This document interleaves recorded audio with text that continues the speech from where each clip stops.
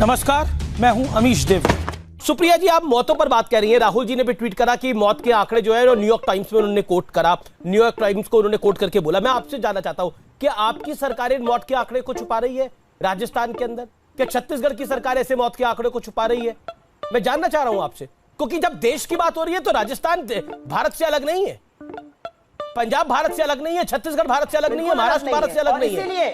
जी देखिए, मौत के आंकड़ों को छुपाकर किसी को तगमा नहीं मिल जाएगा। ये महामारी है और इसमें लोग मर रहे हैं। क्यों कह रहे हैं कि मौत के आंकड़े कम दिखा रही है सरकार? रही हूं भाजपा शासित। अमीश जी, अगर आप मुझे बोलने देंगे तो मैं बोलने दे रहा हूं आपको। आप सबसे ज्यादा बोलिए कार्यक्रम के अंदर, लेकिन सवाल है, लाजमी सवाल है। पंजाब, राजस्थान, छत्तीसगढ़, मैं तो भाजपा शासित प्रदेशों की भी बात कर लेती हूं। कर्नाटक, मध्य प्रदेश, कहीं से खबरें आई कि लाशें तैर रही हैं नदियों में? नहीं।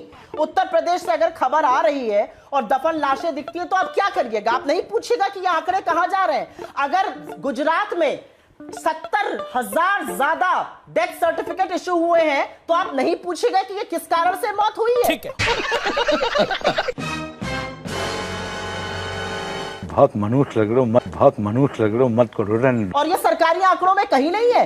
गांव में, मेरा गांव से संबंध है, टाइफाइड से मौत लिखी दी जा रही है। वो टाइफाइड से मौत नहीं है, वो कोरोना से मौत है। ठीक है। अमीश देवगन जी, कई सारे सवाल हो गए और भारतीय जनता पार्टी जिसकी इस देश में सरकार है और मैं उसे सत्ताधारी पार्टी कहता हूं, और उनके बड़े विद्वान प्रवक्ता ने बहुत तीखे तीखे सवाल किए हैं।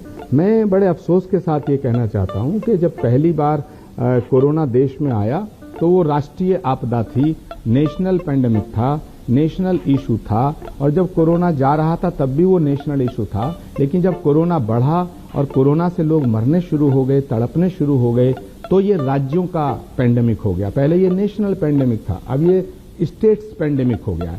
भाई आप ये बताइए, आप अपनी जिम्मेदारियों से क्यों भागते हैं? क्या कोई प्रदेश, आप ये कहना चाहते हैं कि कोई प्रदेश का मुख्यमंत्री वैक्सीन जो जिंदगी बचाने का काम कर रही है उसको बर्बाद करेगा?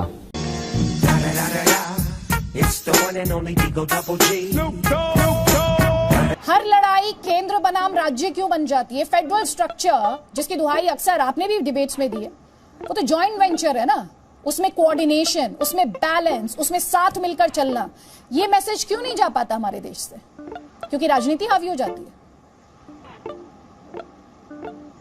अगर केंद्र में एक ऐसी पार्टी का सरकार है जिसे कहीं कोई राज्य में हार, इलेक्शन में, चुनाव में हार हजम नहीं होता है और वो प्रतिशोध लेने में उतर जाता है, तो आप कैसे कोऑर्डिनेटेड तरीके से काम करेंगे? मुझे बताइए ना। ये तो वही दिल्ली है, वही केजरीवाल जी की सरकार है, उनकी पार्टी है, जिन्होंने इस बीजेपी, इस महाचाणक्य अमित शाह की पार्टी को लगातार 2 बार सिंगल डिजिट में उन्होंने रोक दिया।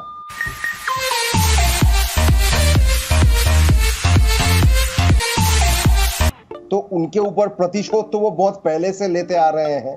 उधर जो एलजी है, लेफ्टिनेंट गवर्नर साहब है, जो भी हो, उनको सामने रखकर बीजेपी ये खेल खेलता है। अब आ जाइए पश्चिम बांग्ला में, यहां भी आप देखेंगे कि करारी हार हुई है। 2021 के चुनाव में करारी हार हुई है। उसके बाद इन्होंने ना तो ऑक्सीजन दे रहे थे, ना दवाई दे रहे थे, ना टीका दे रहे हैं, और उसके बाद जब ये चक्रवात साइक्लोन आ गया है, या साइक्लोन आ गया है, उसके बाद पैसे भी नहीं दे रहे हैं। और इधर जो गवर्नर साहब है जगदीप धनखड़ जी, उनको सामने रखकर ये अपनी खेल खेल रहे हैं।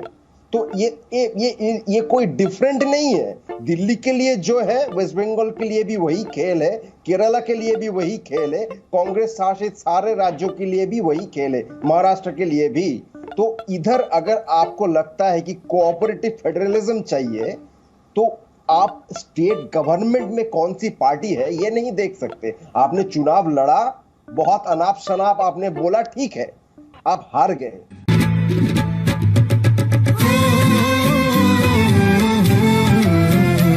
अच्छी लगी तो ऐसे थोड़ा मार दीजिए हाथ, आप थोड़ा सा मार दीजिए।